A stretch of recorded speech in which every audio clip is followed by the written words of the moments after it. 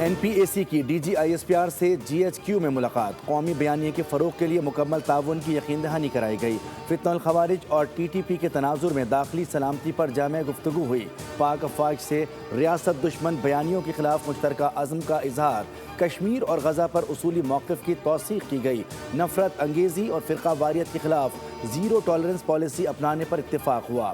DG/ISPR نے کہا کہ قومی سلامتی کے امور میں یکسوئی وقت کی ضرورت ہے۔ مظلوموں کی حمایت پاکستان کی اخلاقی ذمہ داری ہے۔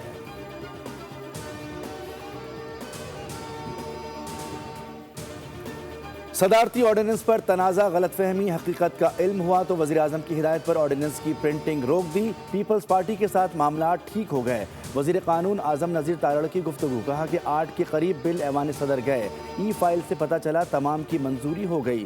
سینٹ اور قومی اسمبلی میں اصل فائل سے حقیقت سامنے آئی۔ وزیر قانون کی سب کو مل بیٹھنے کی دعوت، بولے رویہ اور سوچ تبدیل کرنا ہوگی۔ واضح کیا کہ اختیارات کی منتقلی مضبوط بلدیاتی نظام کے لیے ضروری ہے۔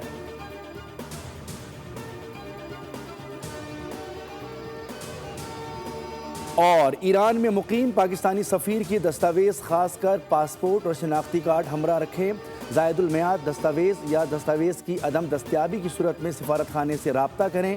ایران میں پاکستانی سفیر مدثر ٹیپو کا ایکس پر بیان، لکھا ایران کی جامعات نے اپنے امتحانات 1 ماہ کے لیے ملتوی کر دیے۔ ایران نے انٹرنیشنل طلبہ کو جانے کی اجازت دے دی ہے۔ پاکستانی طلبہ سے گزارش ہے کہ وہ اپنا پروگرام اسی تناظر میں مرتب کریں۔